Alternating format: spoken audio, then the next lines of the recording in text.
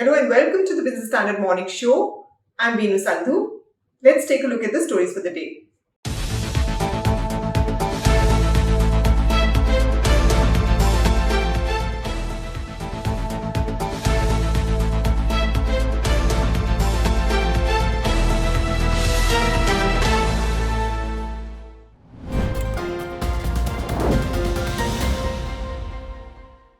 What the world needs now is people who see flight a little bit differently. Because seeing a better connected world isn't far in the future.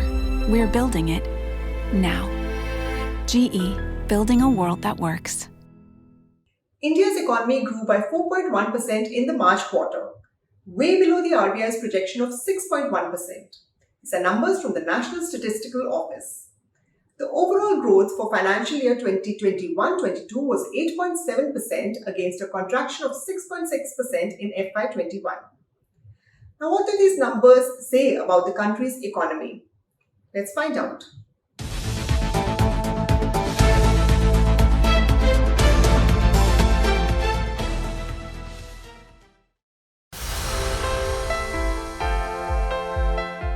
The Statistics Ministry on Tuesday evening came out with Q4 FY22 results, which put India's GDP growth in January to March period at 4.1%. The Indian economy slowed down for the third straight quarter, while the overall growth for the financial year 2021-22 is estimated at 8.7%, down from the estimate of 8.8%. During the March quarter, agriculture grew at 4.1%, while manufacturing contracted 0.2%. Public administration, defense, and other services, which represent government expenditure, grew 7.7% during the March quarter, supporting the overall economic growth. Among other sectors, mining and quarrying and construction grew 6.7% and 2% respectively. Now, coming to GDP, from 20.3% in the first quarter and 8.5% in the second quarter, it had slowed to 5.4% in the third quarter of FY22. According to government data, the economy expanded by 8.7% in 2021-22 compared to a 6.6% contraction in 2020-21. In its second advance estimate, the NSO had projected GDP growth during 2021-22 at 8.9%. The FY22 Q4 GDP slowdown can be attributed to the impact of localized restrictions due to the Omicron wave and high inflation levels hitting private consumption. From the pre-pandemic year of 2019-20, India's real GDP has grown only 1.5%. In other words, it has expanded from rupees 145.16 trillion to rupees 147.36 trillion in 2 years. The way I look at the GDP growth numbers is that it's not very different from what was there in the second advance estimates. Because earlier we were told that growth would be 8.9%, now it's 8.7%. So it's marginally lower. And we at Bank of Baroda actually had projected a number of 9.2%, RBI had 9.1%. But actually, I think the major reason why there is a bit of concern out here is that if you look at this number of 8.7%, it's been downgraded from 8.9%, primarily on account of the Rabi crop, which has not turned out to be as good as what was expected. But this is again information which we got to know once the estimates of wheat production came out, where there was a downward revision which was made.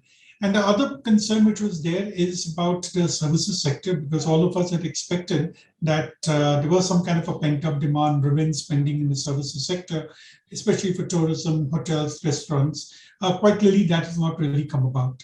And the third element which I see from these numbers is that if you remember the entire power crisis which we had about the shortfall of coal, the shortages in power generation. I think all this happened starting from March and extended till April before we found a kind of solution. So if you look at the numbers which have actually gone lower than what came out in the second advance estimates, they're agriculture, mining, to a certain extent manufacturing, electricity, and trade and the related services, trade, restaurants, and related services. So overall, this particular growth number was not expected to be very exciting when compared over fiscal 20, which was a pre-pandemic year. And now when I calculate, it comes to something like 1.5%. So it means that we are actually starting from a clean slate in 22-23. But overall, I would tend to be a bit optimistic about 22-23 because except for the inflation factor, which is something which we have not been able to crack and will probably take a longer time for us to do it. But overall, if you look at the other proxy indicators like the PMIs, look at the tax collections, e-way bills, even for the information which we have for the month of May, I think things are looking fairly positive. So I still think that we could be managing with a bit of luck growth in the region of about 7%. We have a number of 7.2%. And as of today, I think there's no reason for us to revise this particular growth number. Elevated levels of inflation and rising interest rates are expected to temper the economic growth momentum in FY23 too. Last month, Morgan Stanley had pared India's growth forecast for FY23 to 7.6% from 7.9% estimated earlier. It had said that a slowdown in global growth, higher commodity prices, and risk aversion in global capital markets had exposed India's economy to downside risks. In May, S&P Global Ratings slashed India's growth forecast to 7.3% from 7.8% for FY23 on the back of rising inflationary pressure and the longer than expected Russia-Ukraine war. According to agency reports, the fiscal deficit for 2021-22 improved to 6.71% of the GDP over the revised budget estimate of 6.9%. This was mainly on account of higher tax realization. According to government data, the tax receipts during the fiscal were at rupees 18.2 trillion as against the revised estimates of rupees 17.65 trillion.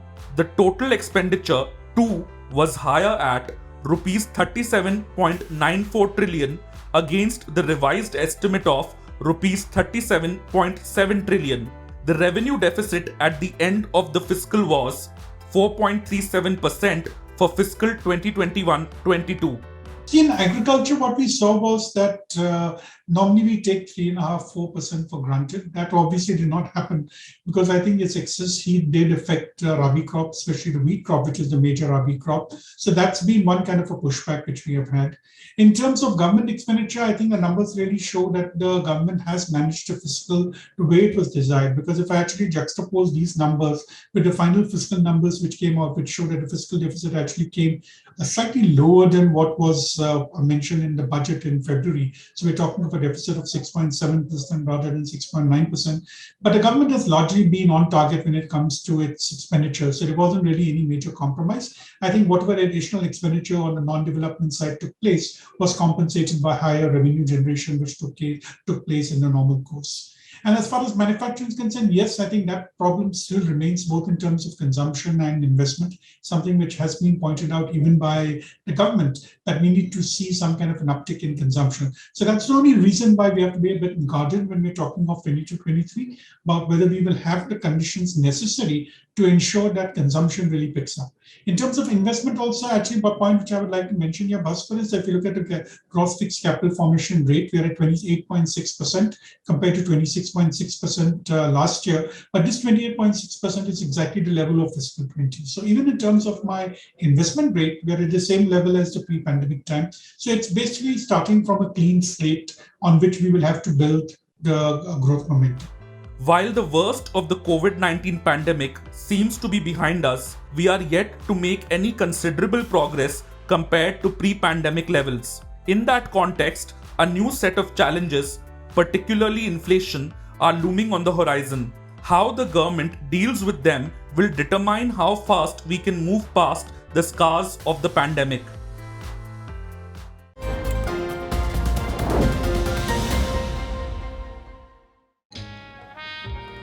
सब अच्छी दिख रही हैं यार, कौन सी खरीदूं? ये तो वही बात हुई, 4000 शेयर्स लिस्टेड है, कौन सा लूं? वो तो सबसे आसान है। तुझे 5 पैसा नहीं पता? अब तो सबको पता है। 5 पैसा पर है 4000 स्टॉक्स की रिसर्च, टेक्निकल टूल्स और इन्वेस्टमेंट आइडियाज। डाउनलोड 5 पैसा नाउ। अब तो सबको पता है. Investing made easy and rewarding with 5 paisa. Investments in securities market are subject to market risks. Read all the related documents carefully before investing.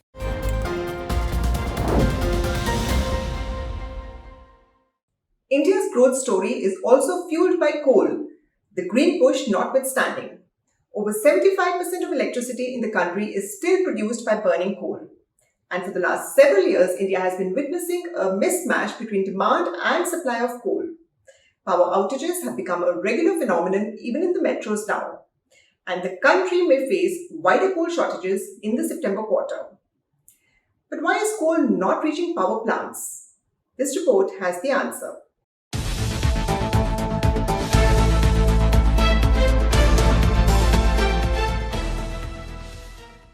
India has the world's fourth largest coal reserve. It is the second biggest producer of the fossil fuel behind China and is home to the biggest coal miner, Coal India, which accounts for 80% of the country's domestic output. The mineable capacity of already allocated coal blocks is around 15% to 20% higher than the expected demand in 2030. So why, year after year, India's power plants face coal shortages that lead to widespread power outages, leaving parts of the country in the dark and industries in a limbo? There are several factors. India has had a long-standing policy to minimize imports of coal. In February 2020, Coal Minister Prahlad Joshi had said that the country would stop importing thermal coal from 2023-24. Joshi had said the Coal Ministry would coordinate with railways and shipping ministries and enable Coal India, captive and commercial miners to evacuate more coal by 2030. But despite efforts to increase the supply of domestic coal, there was a gap between the demand of coal and its supply, and the coal stocks at the generating stations are depleting at a worrisome rate. Now, Power Ministry is blaming declining coal imports for the current crisis. In 2018-19, 21.4 million tons of coal was imported for blending,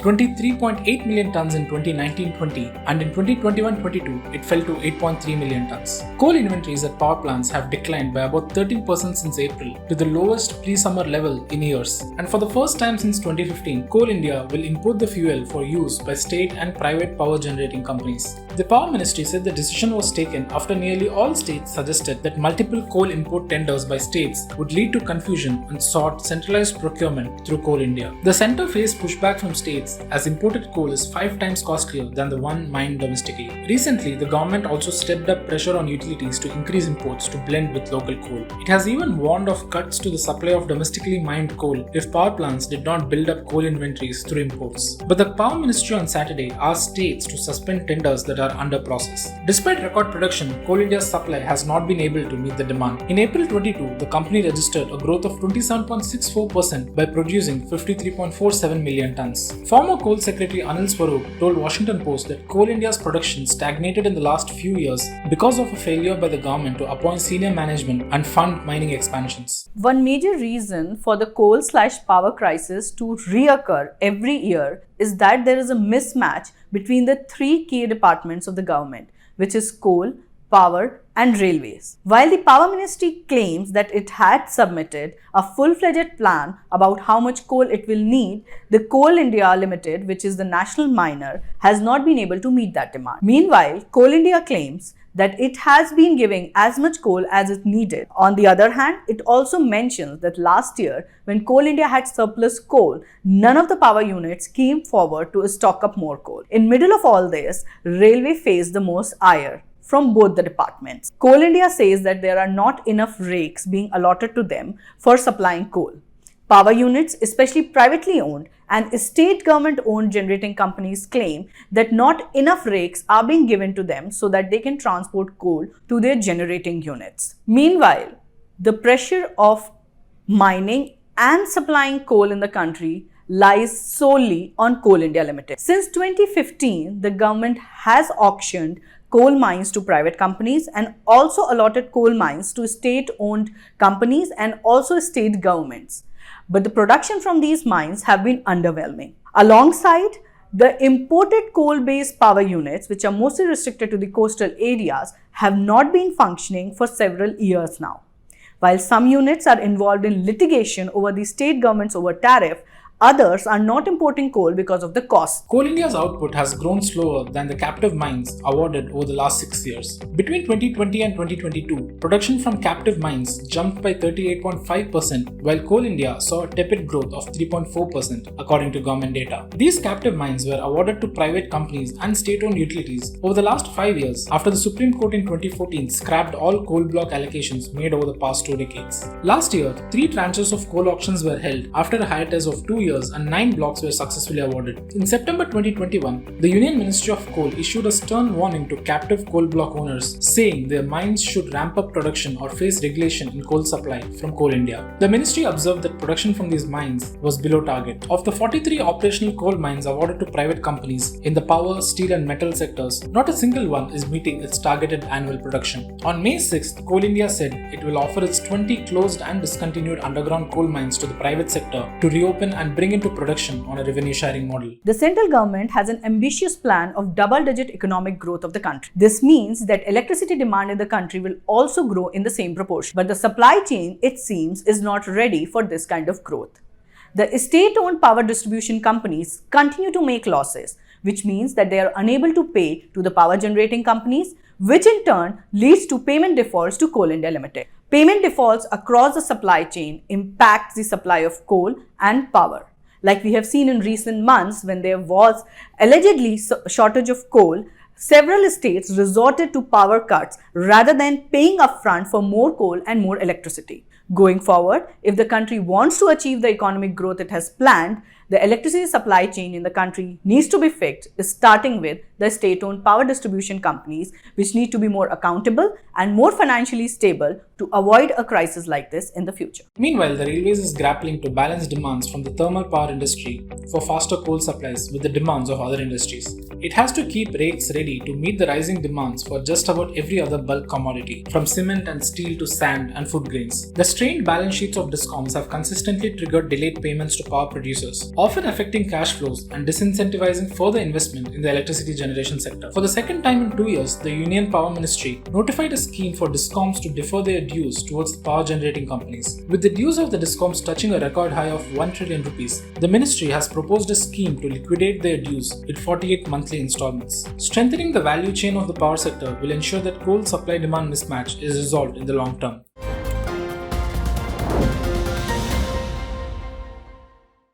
यार मत पूछ यार, फिर से stocks में फंस गया। तो स्टॉक्स के साथ बॉन्ड्स, इंश्योरेंस, गोल्ड में बैलेंस कर। इसमें बहुत तामझाम है। तुझे 5 पैसा नहीं पता? अब तो सबको पता है। 5 पैसा है all in one account. Download 5 पैसा नाउ। अब तो सबको पता है। Investing made easy and rewarding with 5 paisa. Investments in securities market are subject to market risks. Read all the related documents carefully before investing.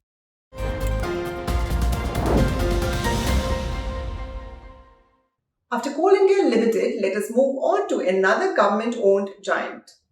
The shares of LIC fell 3% yesterday. Meanwhile, the stocks of Delhivery soared 2%.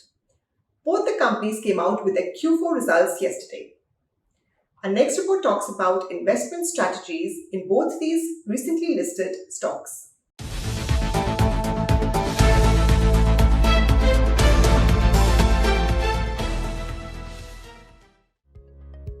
Recently listed Life Insurance Corporation and Delhivery came out with their quarterly result announcements on Monday. While LIC posted an 18% year-on-year fall in its net profit, Delhivery's net loss remained largely flat. Revenues for both the companies, however, rose 11.6% and over 100% respectively, showing robust operational performance.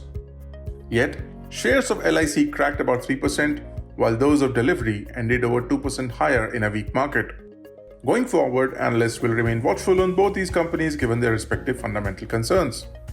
I feel, given that, the quarter four is generally a good quarter for insurance companies, right? Because of retail participation and the rush for investment in insurance products for the tax benefit. It is typically expected to be a really outlier and outstanding month for insurance.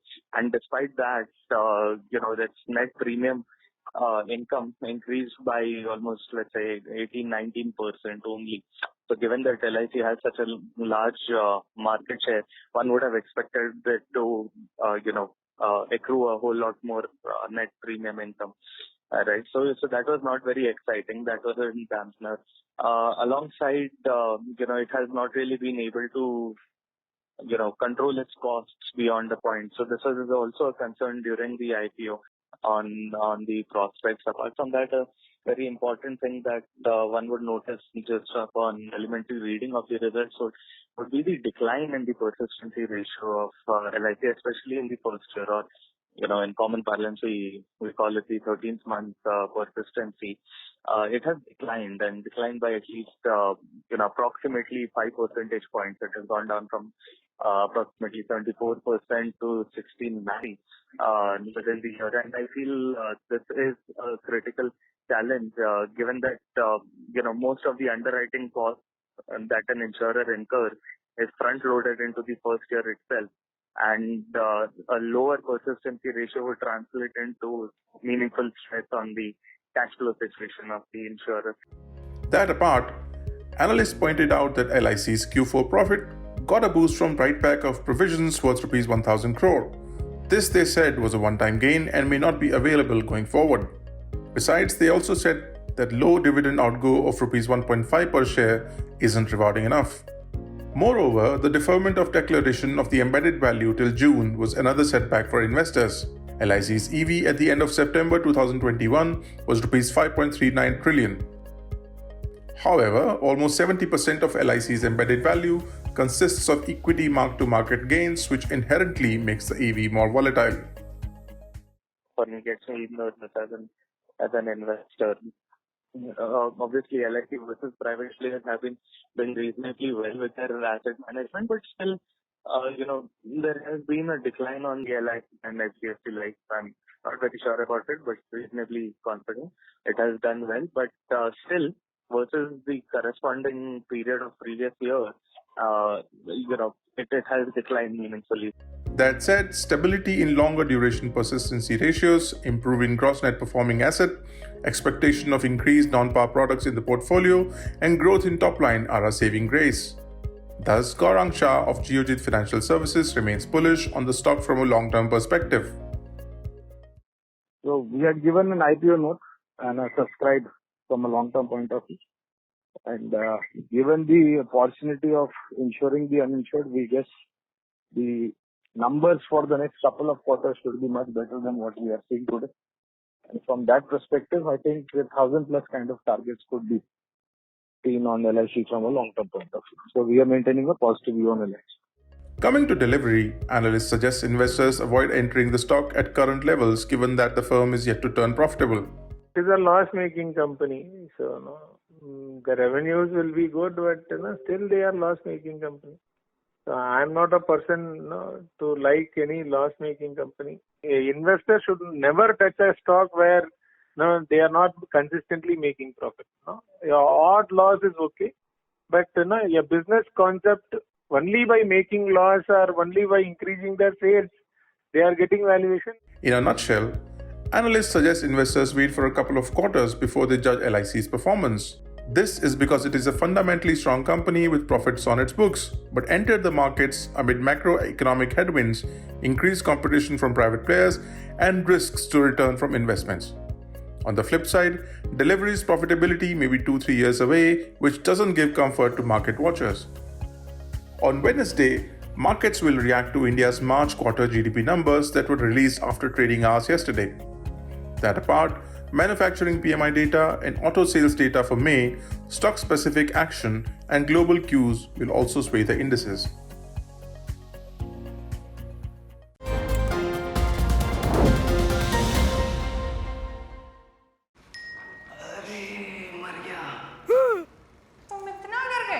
अब क्या किया? Shares में trading. तुम्हें 5 पैसा नहीं पता? ओए, अब तो सबको पता है। 5 पैसा पर मिलते हैं रिसर्च टूल्स, पोर्टफोलियो एनालिटिक्स और इन्वेस्टमेंट आइडियाज भी। डाउनलोड 5 पैसा now.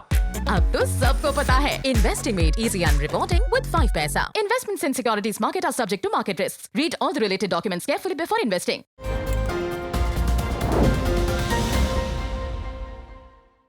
From markets which turned red yesterday after staying in the green for 3 days running, let us shift our focus to another about turn. This was made by the Unique Identification Authority of India. Days after it issued an advisory cautioning people against sharing photocopies of their Aadhaar cards, the agency withdrew the notification. The agency had called for using masked Aadhaar instead. Now, what exactly is masked Aadhaar? Watch our report to find out.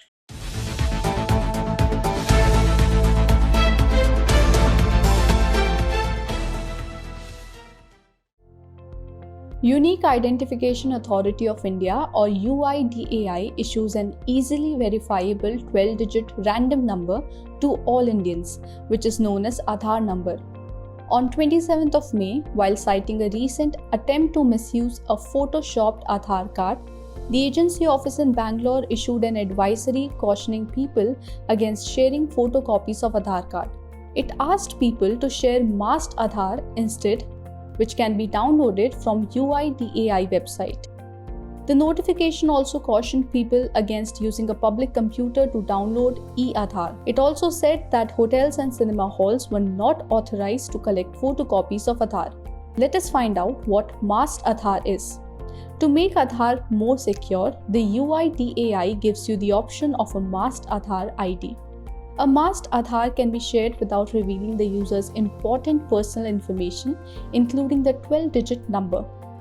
As the name suggests, the masked Aadhaar option basically allows you to mask your Aadhaar number in your downloaded e-Aadhaar.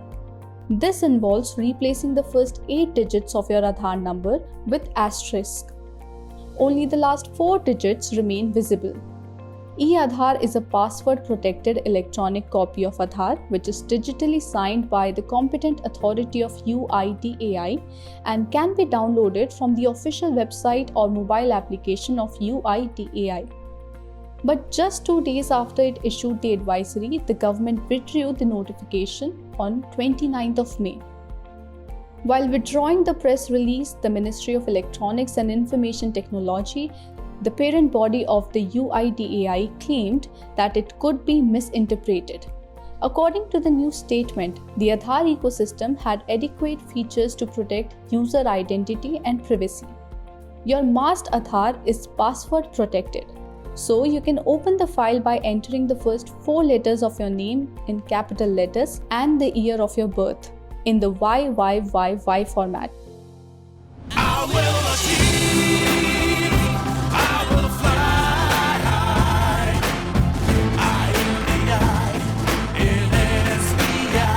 I'm backed by the nation's trusted bank, SBI, the banker to every Indian. The Ministry of Electronics and Information Technology said that the UIDAI had advised Aadhaar card holders to exercise normal prudence while sharing Aadhaar details. That's all for today. For more news and analysis, please log into our website www.business-standard.com, and we'll also be back tomorrow morning with more. Stay tuned and thank you for watching.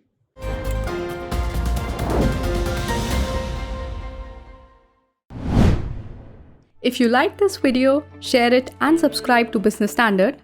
For more news, views and insights, log on to www.business-standard.com. Do also follow us on YouTube, Twitter, Facebook, Instagram, Telegram and LinkedIn.